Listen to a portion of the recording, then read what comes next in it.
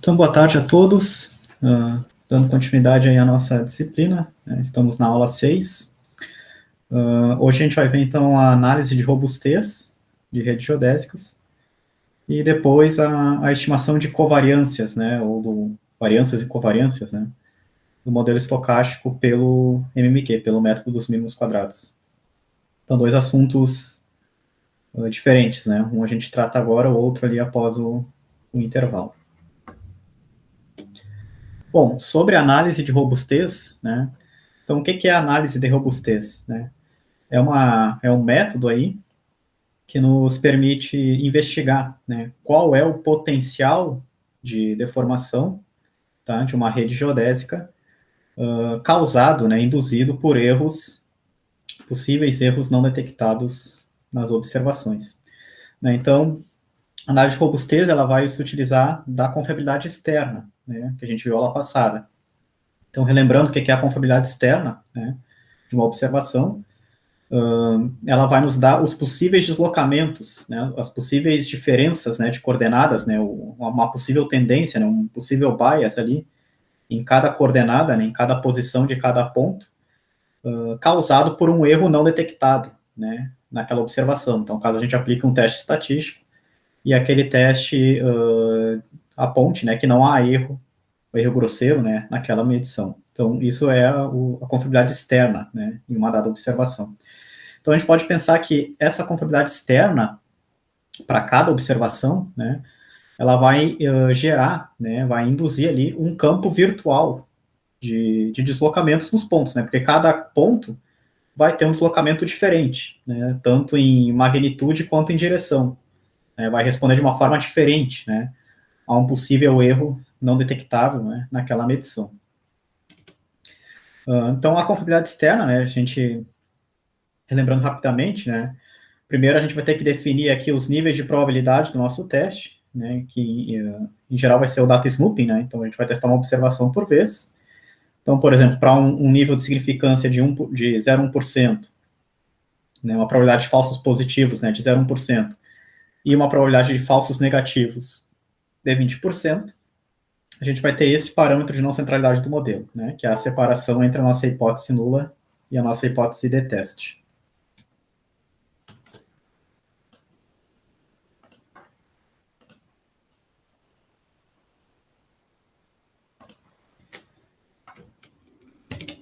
Beleza. Aí, com esse parâmetro de não centralidade do modelo, a gente consegue estimar o menor erro detectável, né, para aquela observação, para aquela medição.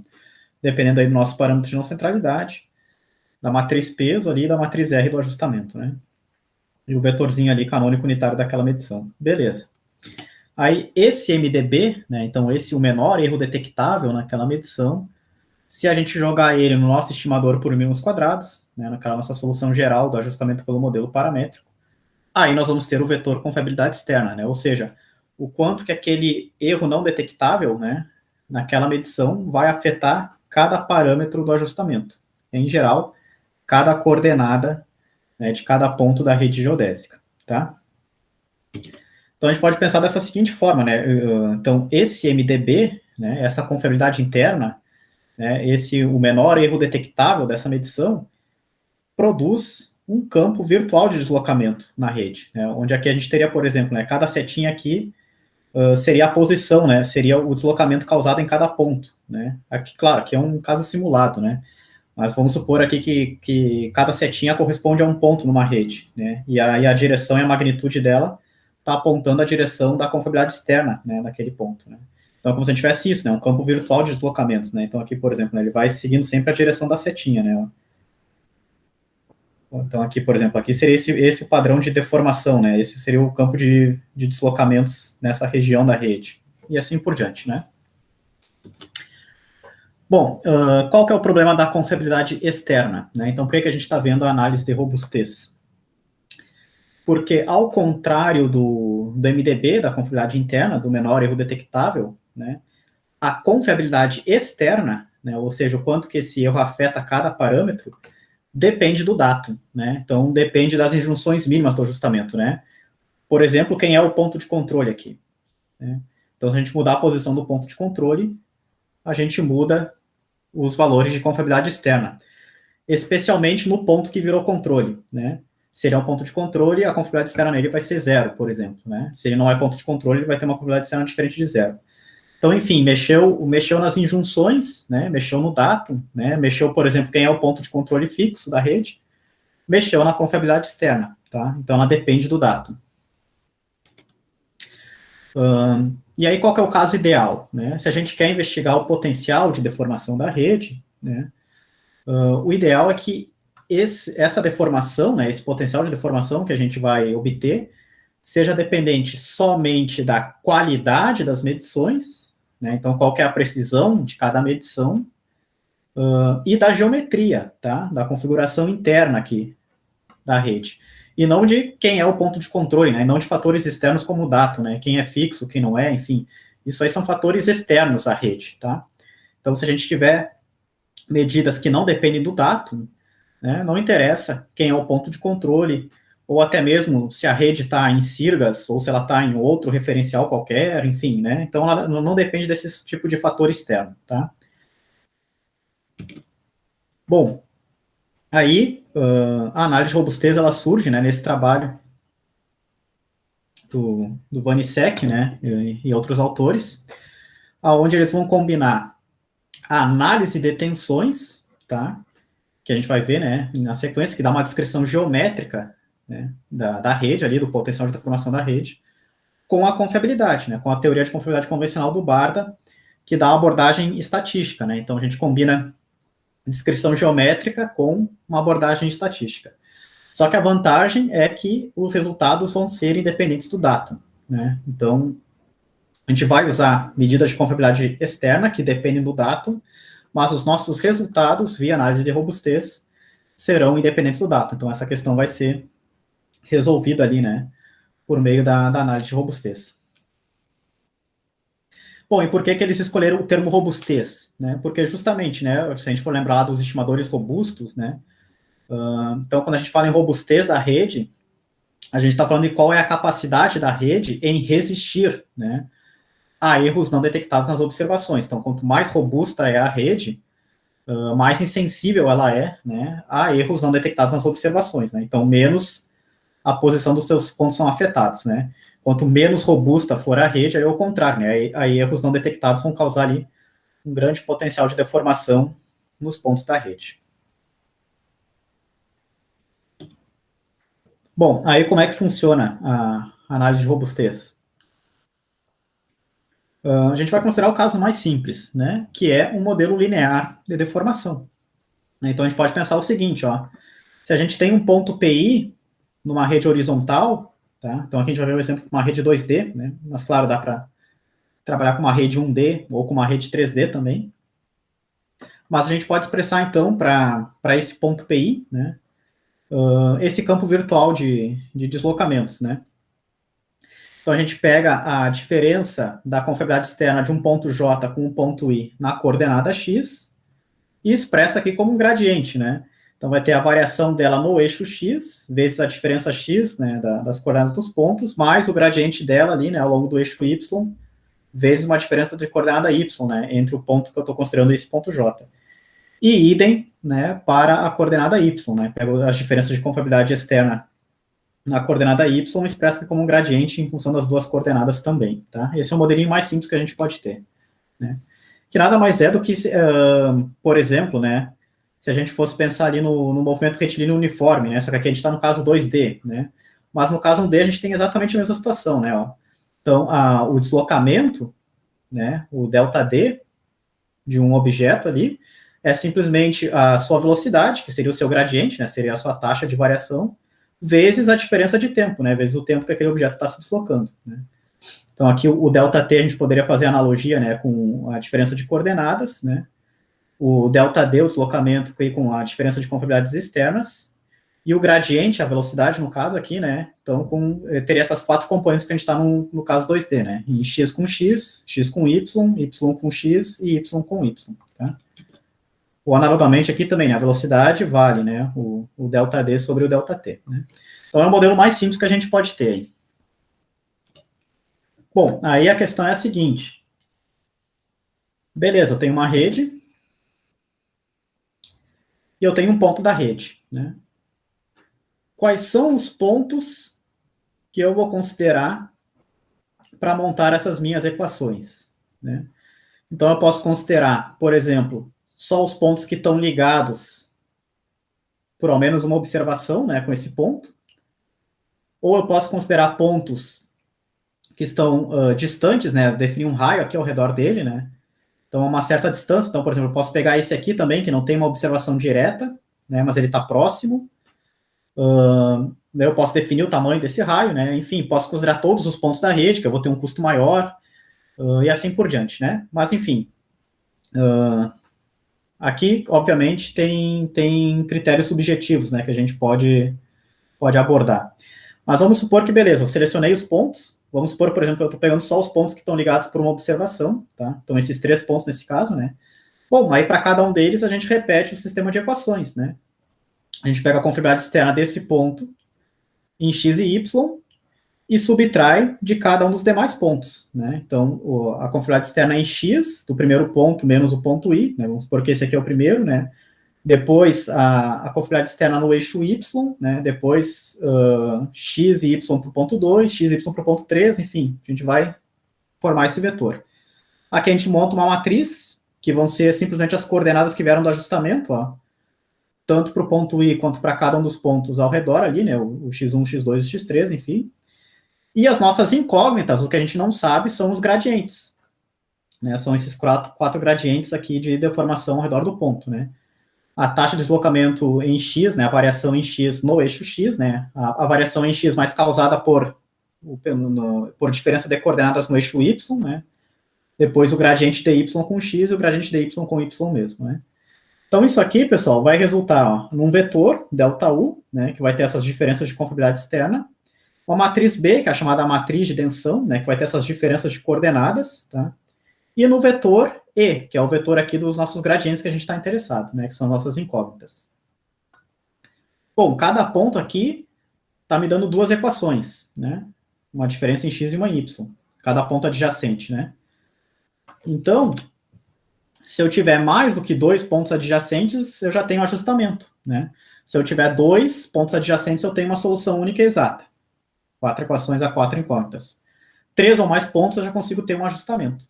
E aqui é um modelo bem simples, né? Se eu for considerar uma peso-identidade, né? Então, o nosso gradiente aqui, no nosso vetor gradiente, vai ser a matriz B transposta vezes a B na menos 1, matriz B vezes o vetor ΔU da confiabilidade externa. Né? Então, aquela solução clássica de um modelo paramétrico de ajustamento. Né?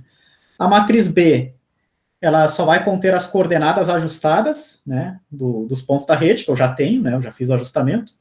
Ou eu posso até mesmo usar coordenadas iniciais ali para ter uma ideia, né, uma pré-análise. E o ΔU também, né, o ΔU vai conter os elementos da confiabilidade externa, que eu também já possuo a informação, né. Então, é como se a matriz B fosse ali os termos da matriz, né, da matriz A, fazendo analogia com o paramétrico, né. O ΔU fosse nosso vetor de observações, né, que são os elementos da confiabilidade externa. E as incógnitas que a gente está interessado são justamente esses gradientes, né, os 4 gradientes naquele ponto de interesse, tá, o ponto I, né. Bom, aí obviamente a gente poderia fazer de outra forma, né? A gente poderia ajustar um plano, a gente poderia ajustar um polinômio, né? Enfim, aí teria várias outras superfícies, né? Que a gente está trabalhando com um caso mais simples, que é o modelo linear de deformação, né? A gente poderia, por exemplo, analisar os resíduos, né? A qualidade do ajustamento para ver qual superfície se ajustou melhor, né? Enfim, e assim por diante, né? Bom, agora o que é o legal disso, pessoal? Beleza, a gente estimou ali os 4 gradientes, né? Aí agora a gente está trabalhando no campo de tensões, tá? A gente saiu daquele campo de deslocamentos e agora a gente está indo para o campo de tensões. Então, tem primitivas de tensão, né? Que a gente trabalha nessa abordagem, que é uma deformação diferencial, né? A gente está trabalhando com um modelo de deformação diferencial, né? Pegando ali as diferenças de deslocamentos, né? Então, a gente entra com a confiabilidade externa, obtém ali esses 4 gradientes, né? Só que agora esses 4 gradientes é que vão nos dar as primitivas de tensão. Então, olha só que interessante. A gente pode trabalhar com a dilatação média em ppm, em partes por milhão. Quem vai ser a dilatação média? Vai ser um meio, né? Então, a média aqui, do traço da nossa matriz de deformação ali, né? Que vai ser simplesmente ele somar o gradiente em x no eixo x com gradiente em y no eixo y. Então aqui a gente está pegando a média, né? Qual que é a média, seja da dilatação, seja expansão ou contração, né? A média em x e em y. Se a gente pegar agora os gradientes na direção oposta, né? Ou seja, o gradiente em y no eixo x e o gradiente em x no eixo y, e subtrair eles, se der diferente de zero isso, ocorreu uma rotação, né? Então aqui a gente tem uma rotação diferencial média, tá? O meio também, né? Que a gente pode exprimir em radianos naquele ponto. E a gente também pode considerar a torção ou cisalhamento, tá? Daí a gente pode trabalhar com a torção total, né? O gama aqui, que vai valer a soma do quadrado, né? A resultante aqui 2D, de dois tipos, né? De cisalhamento. O cisalhamento puro e o cisalhamento simples, tá? O que é o cisalhamento puro? Tal aqui, né? Ó, vai ser a diferença, né, do gradiente em x com x, né, com o gradiente y com y, né? Se isso aqui for diferente de zero, o que está acontecendo? A gente tem um fator de escala diferente nos dois eixos, ó. Então vai ocorrer esse cisalhamento puro, né? O que era um quadrado, por exemplo, vai virar um retângulo, né? Então deformou ali a forma, né? Já o cisalhamento simples, não, é aquele efeito mais da torção que a gente já estava acostumado da transformação afim, né? Que é o quanto ali a gente está alterando ali o ângulo, né? Entre duas retas, tá? Então, considerando os dois efeitos, né, a gente tem o cisalhamento total também em ppm. Bom, como é que a gente visualiza isso, né? Então, aqui, pessoal, para a gente entender, né, melhor essas primitivas de tensão, vamos considerar esse exemplo, ó. A gente tem esse ponto I, tá? E aí a gente tem 100 metros distante dele no eixo X um outro ponto, 100 metros distante dele no eixo Y um outro ponto. Então, aqui a gente vai trabalhar com dois pontos vizinhos apenas, ou seja, né, 4 equações a 4 em 4, a gente tem solução única e exata. E aí o legal aqui é o seguinte, ó, a diferença do I para esse ponto aqui, né, é zero no eixo Y. E a diferença do ponto I para esse ponto aqui é zero no eixo X, né. Então aqui a gente consegue ver bem certinho o que está acontecendo, né, nessa situação. Então, olhem só, vamos simular, aqui é 100 metros, por exemplo, né, mas aqui, enfim, poderia ser adimensional.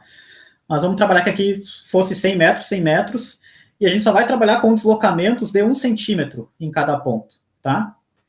A grande questão aqui é para onde esse deslocamento de 1 centímetro está apontando. Então, aqui a gente vai ter 3 casos, né? Vamos ver primeiro o caso 1. Caso 1. Ó, o gradiente dx no eixo y é zero, e o gradiente dy, né, no eixo x é zero também.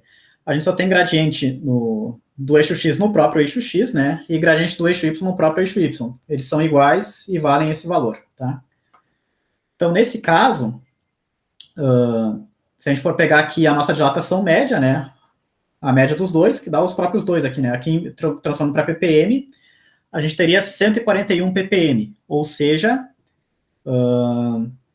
140 milímetros por quilômetro, né, ou seja, 1,4 centímetros a cada 100 metros, né? Que é exatamente, se a gente for pegar os deslocamentos de 1 centímetro com 1 centímetro ali, né? Fazendo a resultante, vai dar exatamente isso.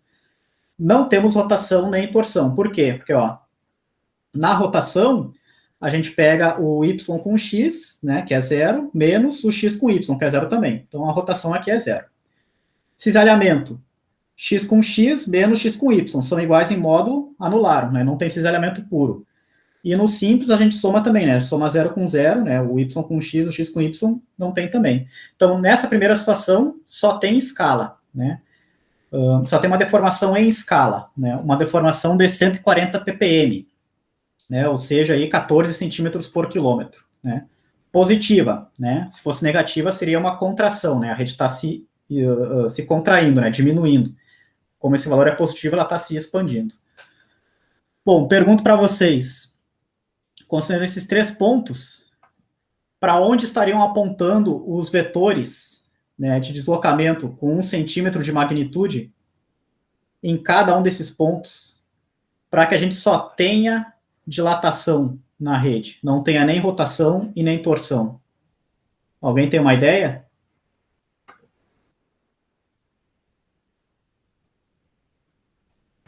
Na direção dos eixos, né? na diagonal, Rovani. Mas Aqui, não é individual? Ou é um vetor só? Então, aqui é no ponto, tá? No ponto I. Aí, no ponto I, porque, claro, se a gente trocar para o ponto, a gente vai trocar o cálculo também, né? Mas no ponto I, como é que a gente obtém, ao redor do ponto I, a rede só está se expandindo. Ela não está nem rotacionando e nem sofrendo uma torção. Isso vai acontecer, ó, se no ponto I, o deslocamento dele, né, a confiabilidade externa dele, por exemplo, né, está vindo nessa diagonal, nesse ponto acima dele, nessa diagonal, e no ponto ao lado, nessa. Por quê? Porque se a gente tiver valores diferentes aqui, aí a gente fatalmente ou vai ter uma rotação ou vai ter uma torção. Aqui a única forma que a gente tem de espichar a rede sem deformar ela ou sem rotacionar ela, entendeu? Isso a partir do centroide? Isso, podemos pensar a partir de um centroide também.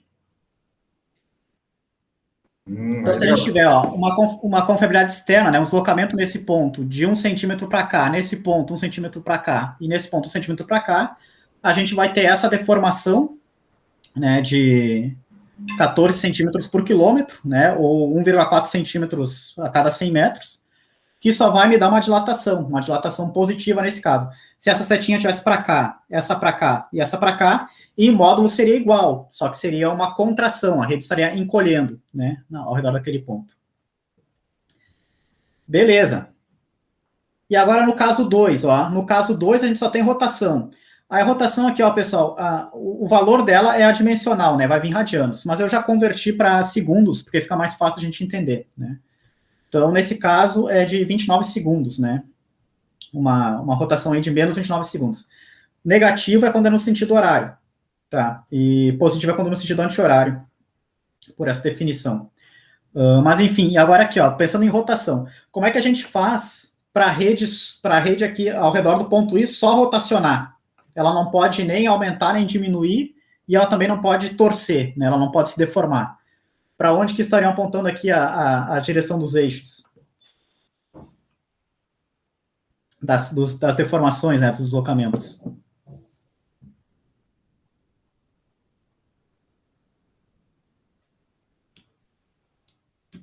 Ó, agora a gente teria que ter diferença de 90 graus, ó, entre cada ponto, né? Aqui esse ponto não estaria aparecendo, né? Mas enfim.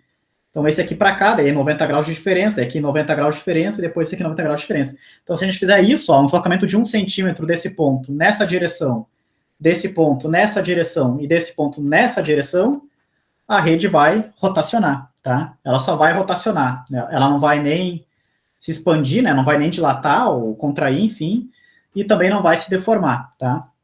E sendo 1 centímetro, 1 centímetro, 1 centímetro, isso vai dar 29 segundos, tá? Então, minha rotação diferencial média, nesse caso, né, no ponto I, seria de 29 segundos. Se desse positivo, era no sentido anti-horário. Isso, daí se desse positivo seria no sentido horário, né? Daí a gente ia trocar aqui o sentido, né, das setinhas. Né? Isso. Bom, e o último caso é uma torção, né? Então, aí, claro, depois, pessoal, se vocês quiserem ver com calma, vocês podem ver, né, caso a caso aqui, né, é pegar esses valores de gradiente e jogar aqui nas equações para ver, né, quando dá zero, quando não dá, enfim, né, mas também a gente não precisa ficar tão detalhado assim, né. Mas nesse último caso a gente só tem torção, tá? A gente não vai ter nem dilatação, nem rotação. Quando que isso ocorreria?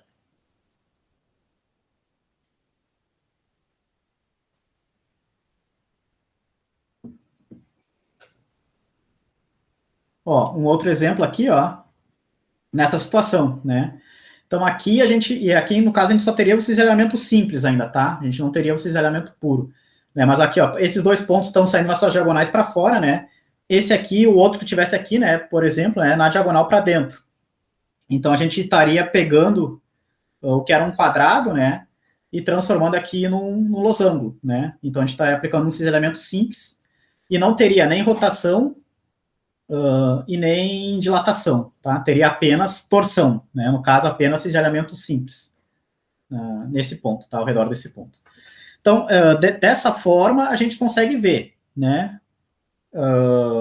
Um caso geral, né? A gente vai ter vários pontos ao redor do ponto I, não vai ser essa distribuição regular, né, que a gente está vendo aqui, né, e o ponto vai ter deformação em tudo, tá, pessoal? Né? Então, ele vai ter uma rotação, ele vai ter uma dilatação, seja para mais ou para menos, seja uma rotação para mais ou para menos, né?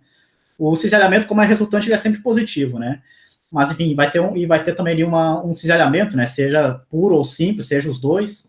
Então, fica, né, fica mais complexo, né? Então, todos os pontos ali vão ter uma mistura, né, de todos esses tipos de deformação, tá? Mas, enfim, intuitivamente, né, o significado de cada um deles é esse, tá? A dilatação positiva, a rede está se expandindo, né? Uma dilatação negativa, a rede está se contraindo. Uma rotação diferencial positiva, a rede está girando no sentido anti-horário, né? Uma rotação diferencial negativa, ela está girando no sentido horário, tá? E o cisalhamento é o efeito combinado, né? O cisalhamento total. Mas o cisalhamento a gente considera tanto uma diferença de escala, né? Então a gente pega um quadrado e transforma num retângulo, por exemplo, quanto uma diferença na forma, né? Uma torção. A gente pega um quadrado e transforma num losango, por exemplo, né? Então o cisalhamento é a deformação, né? Ele está deformando a rede. Se a rede está se expandindo ou contraindo, ela não tá, ela continua sendo um quadrado, por exemplo, né? Se ela está rotacionando, ela também é um quadrado, só está girando, né? Então, o que causa torção mesmo, o que deforma, os dois cisalhamentos, né? As duas métricas desse cisalhamento, o puro e o simples, tá? Mas tudo isso é deformação, né? De certa forma, aí a rede está sendo deformada, tanto em escala, quanto em orientação, quanto em configuração, né? Bom, aí esses camaradas, tá? Essas métricas de tensão, elas são independentes do datum, quando eu faço ajustamento com injunções mínimas. Então aqui a gente já conseguiu quebrar aquele problema da confiabilidade externa, tá? Isso aqui é reflexo só da geometria da rede e da precisão das medições, tá? Não importa quem é o ponto de controle, né? Eu posso mudar o ponto de controle, que eu vou obter os mesmos parâmetros de deformação em cada ponto, tá? Então, aqui a gente trabalha com métricas datum independentes, né? Então, aqui a gente só está analisando a geometria da rede e a qualidade das suas medições. Bom, só que isso a gente faz para cada observação, tá?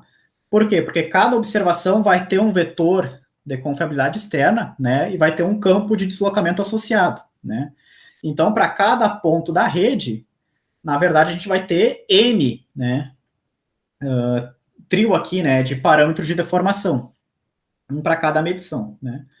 Então, na prática, a gente vai considerar só os maiores em módulo, né? Seja positivo, seja negativo. Né? Então, esses são os parâmetros de robustez, tá? Aqui são parâmetros de tensão, cada observação vai ter o seu, né, em cada ponto. Aí, se a gente considera só os máximos, a gente trabalha com os parâmetros de robustez, tá? Em módulo. E aí, o Vanisek, ele comenta lá, né, a crença ou o credo do elo mais fraco, né, o weakest link, né, em inglês. Que ele diz assim, a rede é tão robusta quanto o seu elo mais fraco. Né? Então, a gente pega esses parâmetros de robustez em todos os pontos e vê qual que é o pior ponto da rede. Né? A rede é tão robusta, a rede é tão boa quanto aquele ponto, quanto aquele vértice mais fraco. Tá? E aí, se aquele vértice não é satisfatório, né, tem que melhorar a rede, né, especialmente naquela região. Então, a análise de robustez ela tem essa vantagem, né? Então, a gente pode olhar por uma métrica datum independente, né? Então, não importa quem é o ponto de controle ali, a gente olha para uma métrica datum independente, em termos de geometria e qualidade das medições, né? Qual é o ponto mais fraco da rede? E ver como é que está ali, né? Pode ser também que um ponto seja mais fraco em escala, outro em rotação, outro em torção, mas enfim. Aí a gente vê qual é a deficiência da rede, né? Em escala, orientação e torção, e ver se é necessário melhorar ou não aquela rede, né? Pela análise de robustez. Bom, então algumas considerações aí, né? Então a análise de robustez, ela vai pegar isso, ela vai pegar essas translações nas posições, né, que vieram da confiabilidade externa e vão transformar em métricas, né, de deformação em escala, né, a dilatação, orientação, que é a rotação diferencial média, e configuração local, né, que é o cisalhamento total, para cada ponto da rede. Só que vejam o potencial, pessoal, de aplicação. A gente, confiabilidade externa, É o que o Vanisek propôs, né? Para a análise de robustez. Só que a gente pode entrar com o sigma das observações. Entenderam? Então, ao invés de a gente entrar com a confiabilidade externa, a gente entra com o sigma. E aí a gente vê o quanto que um erro aleatório naquela medição afeta, né, cada ponto da rede. Daí, se eu quero saber para 2, 3 sigmas, aí é só multiplicar os resultados por 2, por 3, por 4, enfim. Então, eu também posso analisar aqui, né, erros aleatórios, né, como é que a rede resiste a deformações causadas por erros aleatórios, trocando confiabilidade externa por sigma, né, um sigma escalonado, enfim, 3 sigmas, por exemplo, né, enfim, um sigma escalonado para cada observação. Se eu estou trabalhando no monitoramento de estruturas, ao invés de eu entrar com a confiabilidade externa, eu posso entrar com os deslocamentos, né? O deslocamento que eu obtive na coordenada daquele ponto de uma época para outra. E aí eu posso ver o quanto que a rede se deformou ali, né? Em termos de dilatação, rotação e configuração, né? Então, eu troco a confiabilidade externa pelas próprias diferenças de coordenadas que eu obtive de uma medição para outra. E assim por diante, né? Então, a gente pode pegar essa análise de robustez e trabalhar com outros tipos de análises, né? Na verdade, assim, o que a gente está mesclando análise de tensões, tá? Só que com os deslocamentos vindos da confiabilidade externa, né? Isso é análise de robustez. Só que a gente pode trabalhar com essa mesma análise de tensões, trocando a confiabilidade externa por outras métricas aí, né? Então, diferença de coordenadas via monitoramento, né? Sigma das observações, enfim. E a gente vê o potencial de deformação da rede em cada uma dessas situações. Aí, esses pontos adjacentes, eles têm um problema, tá? É o seguinte, pessoal, se a gente tiver com pontos muito longes, eles vão suavizar esses gradientes. Por quê? Porque a gente vai ter grandes diferenças de coordenadas aqui, né? Então, a confiabilidade externa, beleza, ela vai me dar lá quanto que cada ponto deslocou, né? Aí a gente entra aqui e tem esse delta.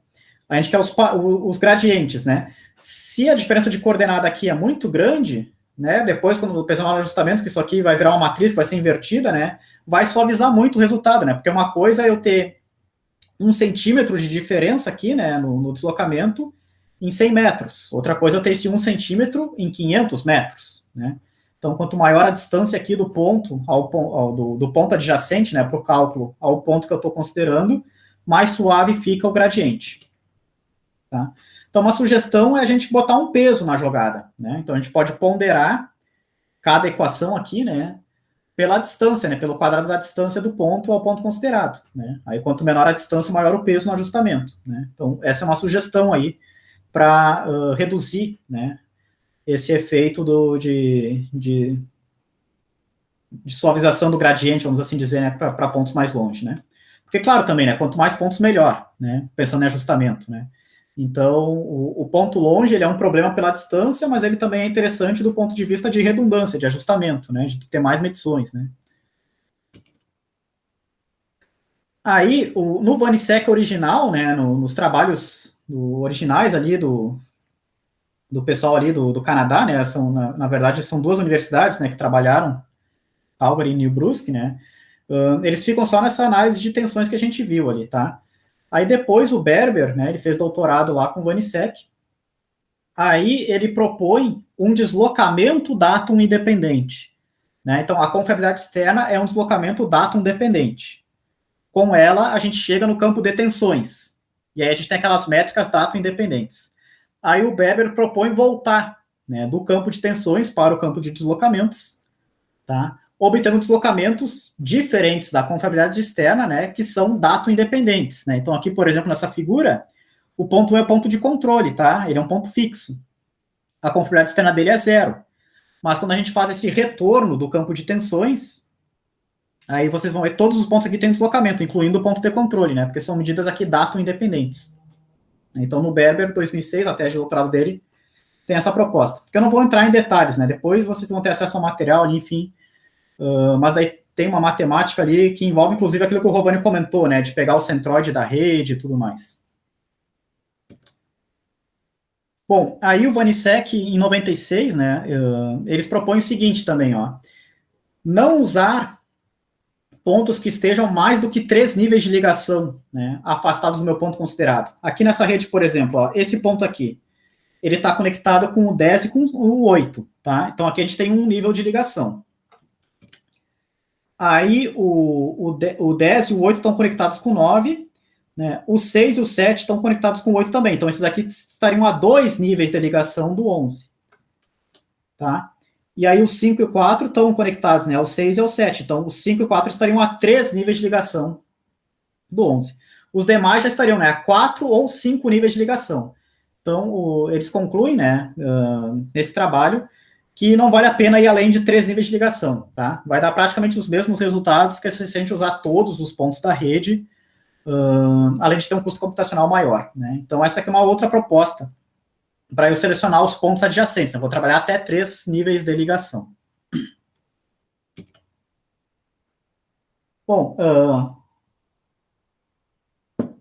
a análise de robustez, ela fica bem legal de ver no caso 2D, né? Redes horizontais. Redes 1D, como as redes de nivelamento, fica muito simples, porque a gente só tem um parâmetro, que é a dilatação ou a escala. Tá?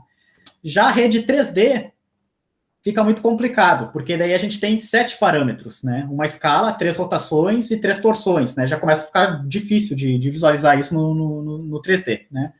Então, a maioria dos trabalhos, né, aborda o caso 2D, mas também é possível trabalhar com análise de robustez de redes 1D e 3D. Ou trabalhar, no caso da rede 3D, com o 2D e 1D separado também, né? Porque daí fica um problema menos complexo que o 3D puro aqui, né? Intrínseco, enfim, a gente trabalha, considera só planimetria numa análise e só altimetria na outra.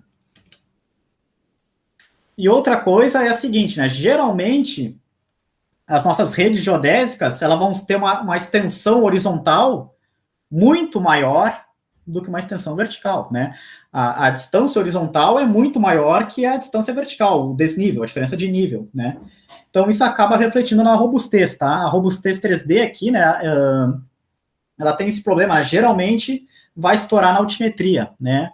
Então, a rede vai ser muito menos robusta na altimetria, porque é isso, é uma técnica diferencial, né? Então, quanto maior a distância, mais suave é o efeito, né? Então, se as distâncias são maiores na horizontal e menores na vertical, as redes vão ser mais robustas, né, na planimetria do que na altimetria, né? Bom, e aí tem uma série de aplicações, tá, pessoal, né? Por exemplo, geodinâmica, né? Então, eu quero ver deslocamento aqui, né, de pontos aqui situados numa mesma placa, né, por estações ativas do GNSS, por exemplo. Eu quero saber a nossa rede do CIRGAS, por exemplo, né, o Sistema Geodésico Brasileiro. Como é que é a análise de robustez dessa rede, né?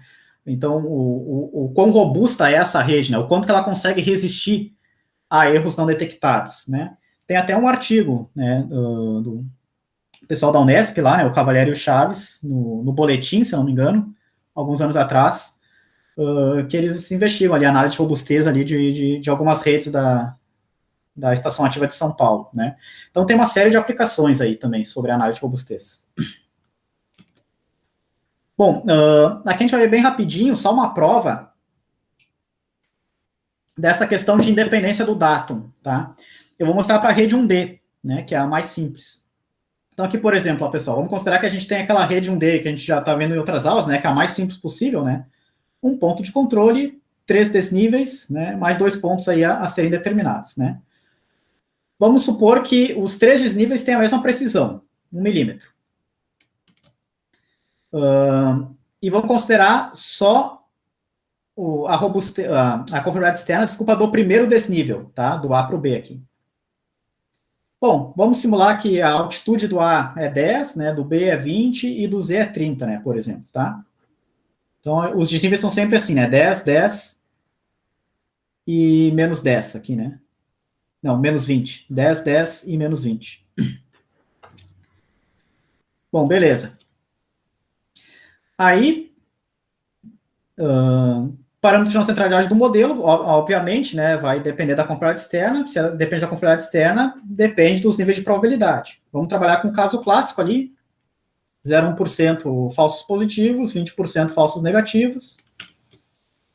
Beleza, temos o menor de erro detectável, né, no primeiro desnível.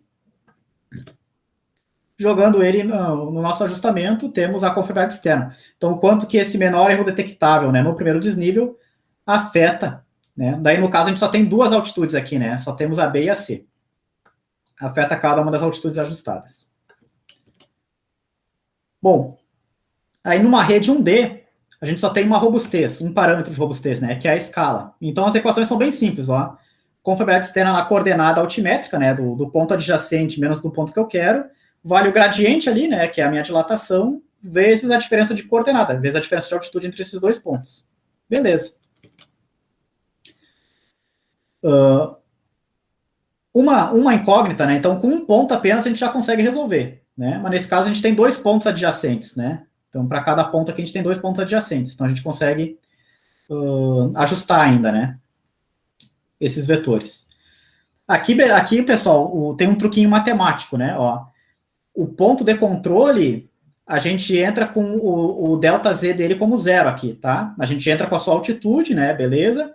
E a gente considera que a confiabilidade externa nele é zero, né? Ela não é calculada. Tá? Mas ele conta com uma equação também, tá? Para resolver o sistema.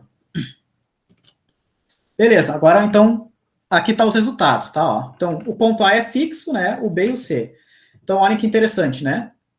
Confiabilidade externa no ponto A, zero, ele é o ponto de controle. No B, 4,8 milímetros, tá? Ou seja, um erro não detectável, né? No primeiro desnível, né? Que tem uma precisão de 1 milímetro, tá? Com esses níveis de probabilidade, né? Vai resultar aí em 4,8 milímetros de erro na altitude do ponto B e 2,4 milímetros de erro na altitude do ponto C. Né? Faz sentido, né? Então, é o primeiro desnível, né? Então, está diretamente relacionado com o B, tem um efeito maior no B, um efeito menor no C. Beleza. Convertendo isso para métricas de robustez, ó, então, mesmo que o ponto A seja fixo, eu consigo calcular, né, o parâmetro de robustez nesse ponto também, né? Só considerar ele zero aqui nas equações correspondentes, né? Então, esses são os parâmetros de robustez, de dilatação, né, em cada um desses pontos em ppm, tá? E aqui está o deslocamento, aquele deslocamento datum independente, né, voltando para o campo de tensões do Berber, né? Que para uma rede 1D é bem simples, né? A gente vai somar cada primitiva de tensão aqui, né, ao quadrado, vezes a respectiva coordenada do ponto, dividir pelo somatório aqui de cada primitiva de tensão ao quadrado, tá? Isso vai nos dar meio que um centroide, né? Um centroide ponderado aqui, tá? Nesse caso aqui é o nosso Z0, né? 13,55. 10, 20, 30, né? O nosso centroide ponderado aqui, né? Mais para a observação 1 e... Desculpa, mais para a altitude do A e do B ficou esse valor. Beleza. Aí o deslocamento, ó, é o gradiente, né? Vezes a diferença de altitude, vezes a diferença de coordenada. Como se fosse ali, né? O deslocamento é a velocidade vezes o tempo, né? Só que aqui analisando na rede, né? A componente altimétrica.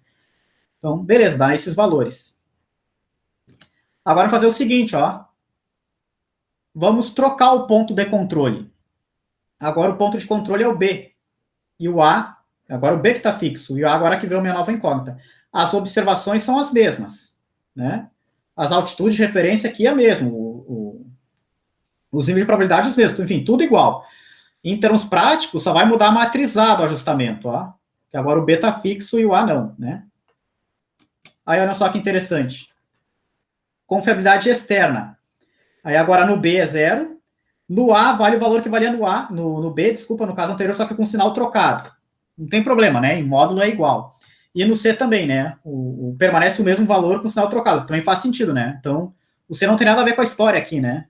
No primeiro deslocamento, né? Então, se é o A ou se é o B o fixo, enfim, beleza. Se ele tá em módulo, está com o mesmo deslocamento. Agora, olha aqui, ó. As primitivas de tensão dão exatamente iguais. E aqueles deslocamentos dato independentes do Berber também. Né? Então, de fato, a gente sai de um problema datum dependente, que é a confiabilidade externa, e consegue agora analisar só a geometria e a qualidade das medições da rede. Né? Seja pelos parâmetros de robustez, né? Seja também pelos deslocamentos datum independentes do Berber. Né? Só que, embora aqui eu confesso, né, pessoal, eles estão bem pequenos, né, em relação à confiabilidade externa. Teria que, enfim, eu confesso que não consegui entender por que deu tão menor assim, né?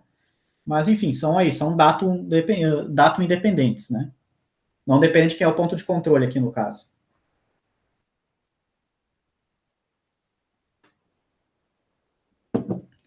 Bom, vamos ver mais alguns exemplos.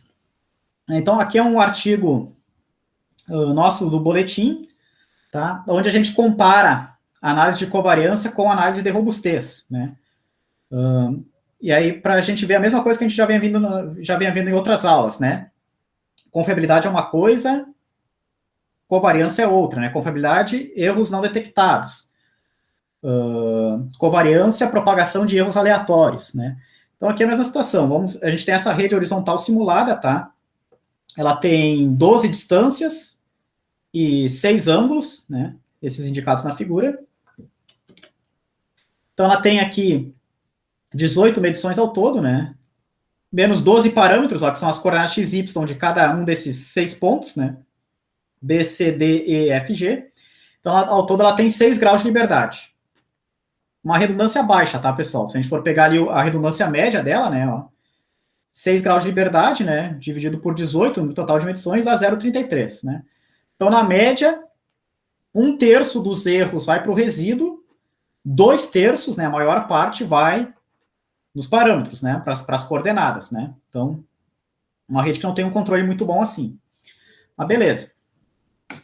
Esses elipsóides que vocês estão vendo, eles estão com um nível de confiança de 95%, tá? Claro, com exagero visual, enfim. Mas aqui, o que a gente consegue notar? Né? Ó, o A é o ponto de controle, né? Não tem elipsóide nenhum. Conforme a gente se afasta do ponto de controle, os elipsóides vão aumentando, né? Ó, o F é o menor, depois o G, né? Depois o C e o E, né? E por fim o D é o maior, né? Então, se a gente analisa a propagação de erro aleatório, quanto mais longe do ponto de controle, pior é o ponto, né? Faz sentido também, né? Vai propagando os erros das medições ali, né? Beleza. Alguém tem uma ideia por que o do B só tá essa reta aqui? Não tem uma elipse aqui? Desculpa, não é elipsoide, né? Aqui é elipse, né? Não tem uma elipse, só tem uma reta no B.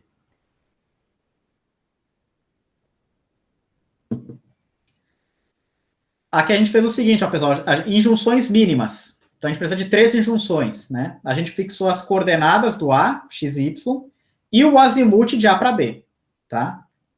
Por isso que resultou nisso. Então, nessa direção, ó, perpendicular avisada, né? O B não tem certeza, né? Porque o azimuth dele está fixo. Então ele só varia ao longo dessa direção, por isso que ele está com essa reta na figura.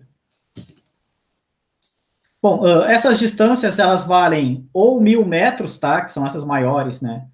Ou ali a raiz de 2 sobre 2, né? 707 metros, que são essas na diagonal, tá? Só para referência, né? Os coordenados do A e o azimuth de A para B são nossas injunções absolutas, fixas. E a gente considerou que as distâncias têm precisão de 5 milímetros, essas na diagonal, ou 6 milímetros, né? Essas na horizontal ou vertical aqui. E os ângulos, uma precisão de 2 segundos, tá? Beleza. Aí aqui a gente trabalhou com um parâmetro de não centralidade diferente do convencional, tá? Então aqui a gente pegou um poder do teste de 95%, né, e um nível de significância de 5%, né? Então agora que são outros níveis de probabilidade, né? Não é mais 80% aqui e 0,1% aqui, né? Então agora é 95 e 5, que é igual a 1, né? Data Snooping. Aí o nosso novo parâmetro de neutralidade é esse, 13,0321. Beleza. Aqui a gente considerou uma peso identidade também, tá? A gente não ponderou em função da distância aos pontos, né? E só considerou pontos ligados por observações, né?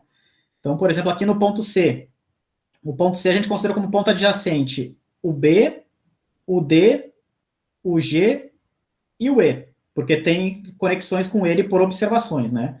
O F não, né? E o A não também, né? Não tem conexão com ele direta. Aqui estão os nossos parâmetros de robustez, tá? Para cada vértice. Aqui, no caso, no artigo está em miliradianos, né? Aqui a gente já converti para segundos, para ficar melhor de analisar. Então, veja que interessante, ó. Em termos de escala, o melhor ponto é o G. Né? Uma deformação de apenas 6,7 ppm. E o pior é o D.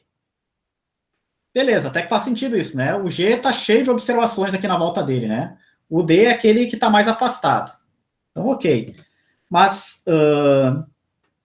em termos de rotação diferencial média, ó, o melhor é o E, e o mais afetado é o B, que é justamente o que tem o azimuth fixo. Olha que interessante isso, né?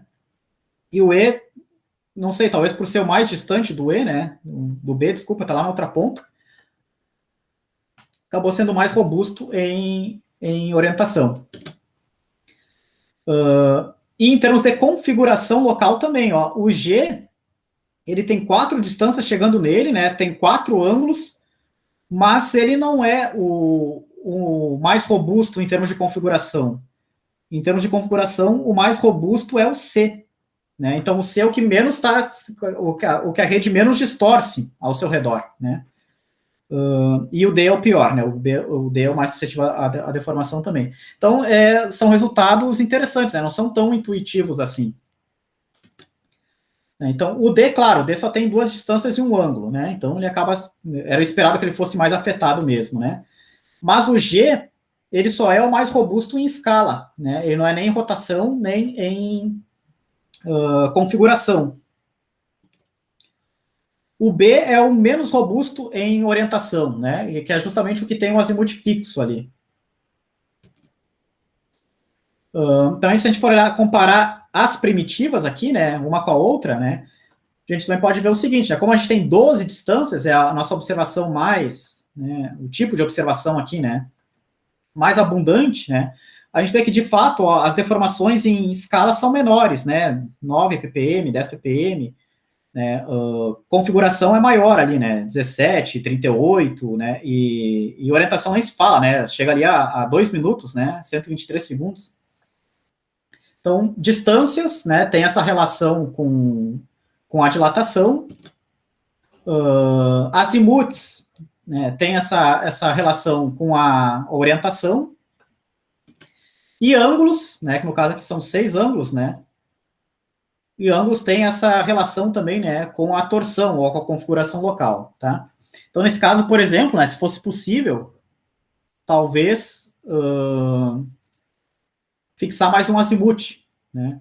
Embora na vida real, né, a gente sabe que não é bem assim, né, ter um azimuth conhecido, né, a gente mede ângulo lá em campo, mas isso está se refletindo na qualidade dessa rede, né. Daria também, claro, para botar mais distâncias e mais ângulos também deve melhorar, né, quanto mais medições, melhor deve ficar ali os parâmetros de robustez como um todo, né, mas tem essa relação, né, de distância com dilatação, azimuth com orientação e ângulo com torção. Alguém quer falar alguma coisa aí, não? Eu ia falar, incluir mais junção, né? Lá pro outro Também, também. lado oposto, lá nas bandas do D, lá. Isso. Inclusive, eu esqueci de comentar isso, né, Rovani? Essa questão de independência do datum só vale para a injunção mínima, tá? Por isso que eu fiz isso, né? Fixei o A e esse azimuth. Né? Se eu fosse fixar outro ponto, por exemplo, D, já seria sobre-injuncionado. Por quê? Porque ela precisa de 3 injunções. Se eu fixo 2 pontos, eu tenho 4 injunções, né? 2 coordenadas do A, 2 no D. Já fica sobre-injuncionado. Não, mas A rede vai melhorar. Se eu colocasse o B com o D, que está mais distante, principalmente por questão de rotação, escala. Boa, isso. Inclusive, tem um artigo do 5A que ele mostrou isso, Rovani. Que uma maneira simples de melhorar a rede é isso. No caso dele, acho que era uma distância. Tu adiciona uma distância dos pontos mais distantes, claro, se for possível, né, se tiver intransibilidade. Mas essa amarração dos pontos mais longes melhora bastante a robustez da rede, né?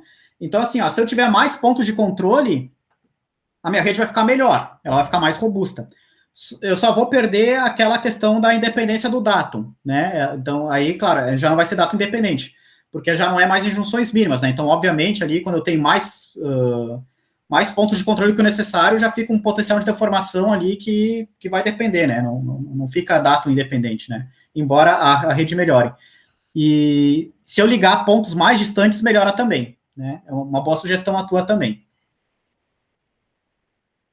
Se tivesse visado aqui, né, poderia ter uma distância ali de A para B. Ou até mesmo um ângulo, né? Mede distância com estação total, mede orientação também, né? Mede o ângulo. Bom, aí, como é que a gente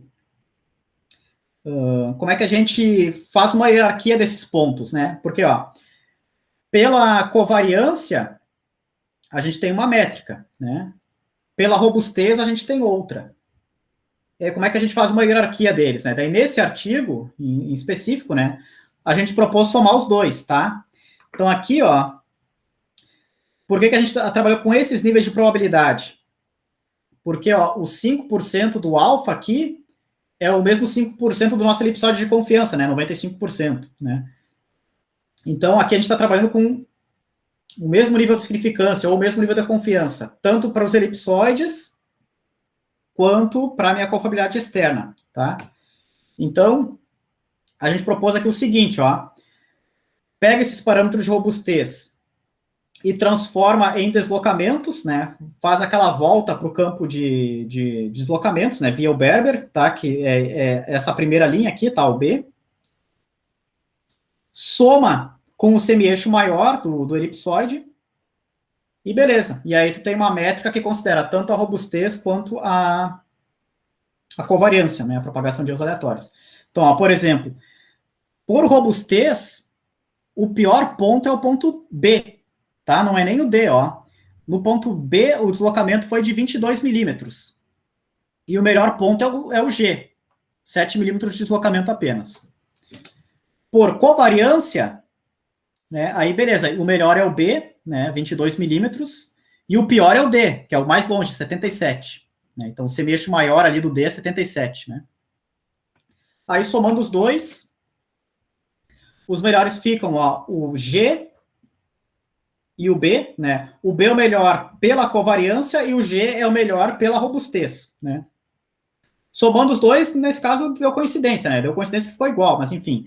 Então, aí, os melhores pontos da rede seriam o B e o G. O pior seria o D, tá? Embora ele não seja o pior em robustez, né? Que é interessante.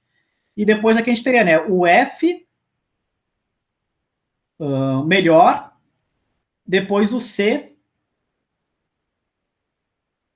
e depois o E. O E é um pouquinho pior que o C e o F ligeiramente melhor que os dois, né? Então, enfim, aí a gente consegue analisar, né? E fazer uma hierarquia dos pontos, né? Considerando tanto a robustez, que é essa capacidade de deformação por erros não detectados, né? Quanto pela análise de covariância, que é a propagação de erro aleatório, né? Que a gente espera ali em função das medições.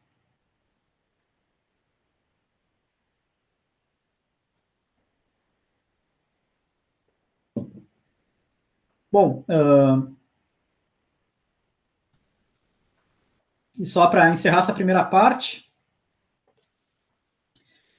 aqui eu trago para vocês uma análise de robustez que a gente fez na nossa rede lá do IFSC, tá? Nossa rede horizontal do IFSC.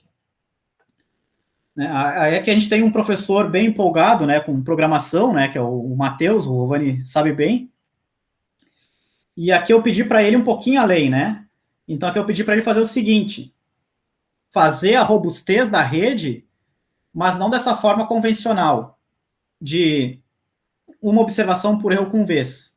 Eu pedi para o Matheus fazer pela aquela confiabilidade externa generalizada, para 2 erros simultâneos, né, em cada ponto da rede. E pegar lá os parâmetros máximos, né? Enfim, aí ele fez para nós, né? Aqui está a figura da nossa rede, então notem que tem vários pontos aqui, né? Ao todo aí a gente teve 80 distâncias e 46 ângulos, né? Então 126 medições, 34 incógnitas, né? Ou seja, são 17 pontos aqui que não têm coordenadas conhecidas, né? Injunções mínimas, tá? Então o P1 fixo e o azimuth, né? P1, P0 fixo. Aqui já é uma orientação externa, né? Não é uma orientação interna como o caso anterior. Né? Então a gente tem aí 92 graus de liberdade, né? Uma ótima redundância, né? Da 0,73, né? Então, em média, 73% dos erros, aí quase 3/4, né? Indo para os resíduos e cerca de 1/4, um pouco mais de 1/4 indo para os parâmetros, né? Consideramos uma estação total de 7 segundos na angular. Tem melhores do que isso, né? Mas a gente queria justamente pegar um caso crítico, né? Vamos pegar uma estação total com uma precisão relativamente ruim, né? Para o padrão atual. Então, 7 segundos, 2 milímetros mais 2 ppm e só 2 séries de leituras, tá? PDPI, tá? Direta e inversa. E aqui também a gente trabalhou com outro parâmetro de não centralidade, né? aqui um alfa de 0,1% e um poder do teste de 90%. Tá? E o nosso parâmetro de não centralidade é esse, né? 14,879. E aqui a gente ponderou pela distância, né? Então, ponderou ali os vértices adjacentes pelas distâncias. Beleza, aqui tá os resultados, ó, pessoal. Para cada ponto, a gente tem aqui, ó, a dilatação máxima em módulo, né? A torção máxima em módulo e a rotação diferencial máxima em módulo. Tá? E o par de observações correspondente, que causou isso. E aí, olha só que interessante. O pior vértice da rede em termos de dilatação é o P10, né? Menos 12 ppm. Cadê o P10? Esse cara aqui. Em termos de torção, é o P11, né? Então, em termos de torção, é o P11, deformação, né? Cisalhamento, enfim. E em termos de rotação, é o P6 e o P7, que são esses dois aqui, né? Então, cada parâmetro sobre os três deixa com um ponto diferente. Beleza. Os valores em si são pequenos, né? Ó, 12 ppm, 12 milímetros por quilômetro, né? 26 ppm, 26 milímetros por quilômetro. E aqui, 7 segundos, né? A precisão do equipamento já era 7 segundos, né? Então, tá beleza, né? É uma rede que, de fato, né? Por ter muita redundância, né? Embora a precisão angular não seja tão boa, ela tá bem robusta, né? Dá para se dizer. Só que o interessante é que, ó, é sempre o mesmo par de observações, ó. Que é o ângulo P0, P1, P2. Então, esse ângulo, como a gente fez duas medições, né? Direta e inversa, a gente entra com a média de uma direta e uma inversa e a média da outra, tá? Aqui a gente fez o seguinte, ó, pessoal. Também teve essa outra estratégia implícita, né? Como tem muito mais distância que ângulo, porque, por exemplo, tem distância do P4 para o P15, mas também tem distância do P15 para o P4, né? Então, os ângulos, eles ficavam muito ruins, né? A confiabilidade deles em relação às distâncias. Então, os ângulos, a gente fez o seguinte, a gente entra com a média direta e inversa cada vez, né? Então, cada ângulo aqui entra 2 vezes no ajustamento, né? Já a distância também, a distância vai entrar 2 vezes, mas, por exemplo, né? Estação Vante, depois aquela estação com a Vante, né? Então, senão a gente ia ter o dobro de distâncias e acabar impactando os ângulos. Então, aqui é as duas séries de leituras, né? Então, o P0, P1, P2, se tiver erro nessas duas leituras, né? Nessas duas medições, é o caso mais crítico, que causa esses valores máximos aqui nos pontos, né? Para esses pontos, né? Para os piores pontos. Agora, aqui em roxo, magenta, né? Estão outras observações, né? Para outros pontos, só que não é o máximo, né? Então, por exemplo, o P2, né? Para o P2, o caso mais crítico é P0, P1, P15, tá? P0, P1, P15 e P15, P1, P0, né? A volta, né? Aqui é a partida, né? Depois aqui é a volta. Para o P5 e P6, eles são os únicos que têm distâncias, ó. E o P5, P6 e o P8, né? Então, já para o P5 e para o P6, beleza, né? Aí a distância P4 e P5 afeta bastante, bem como o P5 e P4, né? Para dilatação. Já para torção, aí é os ângulos mesmo, né? Torção e rotação são os ângulos, mas enfim. Então, aqui tá o par de observações que resulta aí nessas deformações máximas, tá? Em cada ponto da rede. Então, é uma descrição bem completa, né? Bem detalhada, né? Então, a gente tem aí, ó, o quanto que cada ponto da rede, né? O seu redor, né? A rede no seu entorno, né? Está se deformando, tanto em termos de dilatação, quanto em termos de torção, né? Ou configuração, enfim, quanto em termos de orientação, rotação, né? Caso haja 2 erros não detectados, né? Até 2 erros não detectados nas medições. E o correspondente par de observações correspondente, né? Que vai causar essa deformação máxima em cada ponto. E dá para dizer que a rede está robusta, né? Essa rede é robusta a 2 outliers, né? A 2 outliers não detectados. Porque a gente está falando de valores aí, né? Inferiores na dilatação, praticamente todos inferiores a 10 ppm, né? Na torção também ali, né? No máximo 26 ppm. e na orientação, no máximo, 7 segundos, né, que está dentro ali da precisão do equipamento. Então, com tanta redundância assim, né, essa rede é robusta, né, mesmo para 2 outliers, né, mesmo para 2 erros não detectados. Embora a sua precisão não seja muito alta, né.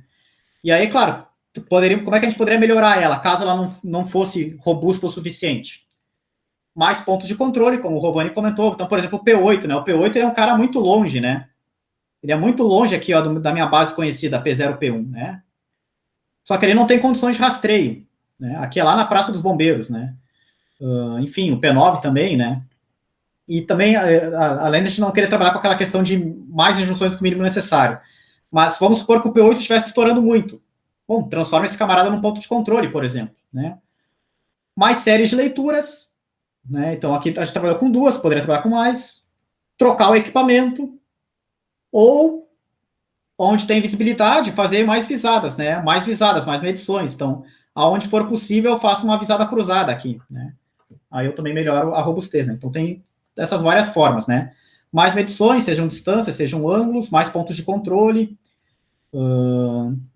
mais leituras, né? Mais séries de leituras, ou trocar o equipamento, né? Trocar o equipamento para onde melhora a precisão.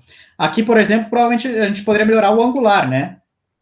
Mas dificilmente o linear, porque uma estação 1 milímetro mais 1 ppm já é mais cara, né? A gente consegue uma estação total de 5 segundos, 2 segundos, relativamente barata, né?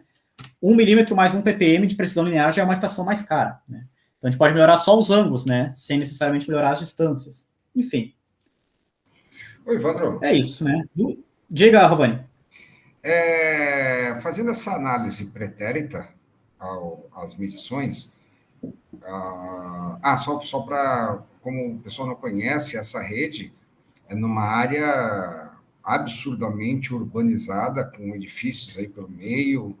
Então, como o Ivandro falou, tem pontos olha, talvez além do P1 e do P0 ali, não sei, mas poucos dariam condições de fazer um rastreio com GNSS confiável, por causa de multicaminhamento.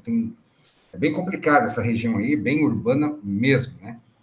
Então, a gente não tem essa liberdade, né, de sair fazendo... vai lá, rastreia mais um ponto, lá está resolvido, né? Tem uma série de limitações, né? Se aplica bem essa análise. Mas, nesse caso, tirando ali a questão da rotação, né, que ficou bastante... Uma variação bem pequena e dentro da precisão do instrumento, mas, por exemplo, lá na escala, eu poderia ali, para tentar limitar esses 12 ppm aí, né, que pode provocar em cima do vértice P10, eu poderia, naquelas observações angulares ali de P1 com visada no P0 e P2, eu poderia, por exemplo, aumentar o número de séries para tentar fugir ou minimizar, né, os erros nessa observação. Eu digo assim, se a gente, em vez de 2 séries de leitura, fizer 5 séries de leitura, o custo começa a ficar desproporcional para uma rede desse tamanho, né? Então, se eu já sei onde estão as minhas fragilidades, eu poderia melhorar, aumentar o número de séries, né?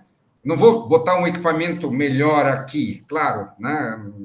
O equipamento é esse que eu tenho disponível e acabou, ponto. Né? Estamos analisando a realidade. Mas o número de séries é uma situação operacional que poderia melhorar, né? Ou eu estaria levando esta deformação de escala de 12 ppm e estouraria em outra ponta aí. Ótimo sugestão, Rovani. Inclusive, realmente, né, como o Rovani comentou, só para vocês terem ideia, né, aqui é o nosso campus, tá? E o nosso campus do IFSC, que ele foge um pouco do padrão, eu acho, né? Porque o nosso campus, ele é no centro, tá? Ele é no centro de Florianópolis, bem na região central. Então, aqui são avenidas que tem prédio para tudo que é lado, tá? E aqui chega numa Praça dos Bombeiros, né? Que daí também tem muita árvore.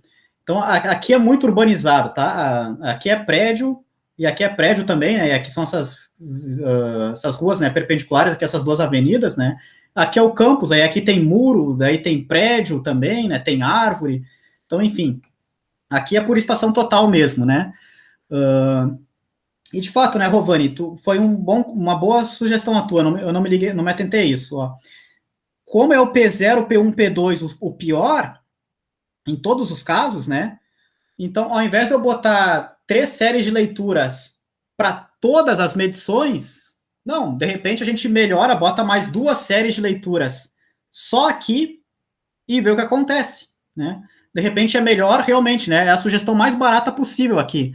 Melhor do que trocar o equipamento, melhor do que fazer mais medições, até porque aqui eu acho que a gente pegou todas as visibilidades possíveis, tá? Porque aqui, pessoal, são quadras, né? Então, realmente, aonde era possível fazer visada a mais, a gente já considerou mesmo, tá? Aqui já está, em termos de visada, não teria muito o que fazer, né? Então, ao invés de aumentar todas as séries de leituras para toda a rede, ao invés de trocar o equipamento, ao invés de botar mais pontos de controle, que aqui não tem condições de rastreio, daí, de repente eu tenho que botar um GNSS aqui para conectar, enfim, não, de repente não. Se deu o P0, P1, P15, aqui que está o problema, bota mais 2 séries de leituras ali e vê o que acontece. Ótima sugestão, né? Talvez assim ia baixar, né, todos esses parâmetros de robustez sem necessariamente encarecer muito a rede, né? Deu uma ótima sugestão, Rovani. Outra questão é deslocamento é fácil a gente definir um limiar, né? Fácil eu não digo, mas é intuitivo para nós, né? Eu não quero mais que 1 centímetro, eu não quero mais que 2 centímetros, né? Eu não quero mais que 5 centímetros, beleza. Agora, como é que a gente define uma dilatação máxima aceitável, né? Uma torção máxima aceitável, ou uma rotação diferencial máxima tolerável? Aí aqui fica um pouquinho mais difícil de pensar, né? Também é um tema em aberto aí, né? Então, até quantos ppm é aceitável? Porque, ó, 2 milímetros mais 2 ppm é o equipamento, né? 12 ppm é 12 milímetros por quilômetro, não é muito. Beleza, se essa rede tem visadas de 100 metros, é 1 milímetro. Beleza, mas é uma grandeza relativa, né? Então, o equipamento é 2 milímetros mais 2 ppm. Eu posso pensar, não, mas 12 ppm é 6 vezes, né, mais que o equipamento ali, mais ou menos, né? Não é, isso. É aceitável ou não é? Né? Então, também tem essa desvantagem, né? Que é a gente ter limiares, né? Valores de referência para essas primitivas, para a gente de fato dizer, não, tá grande ou tá, né, ou tá aceitável, enfim.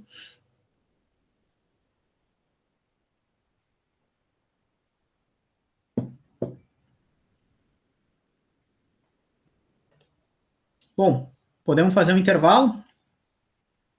Deixa eu encerrar a gravação aqui.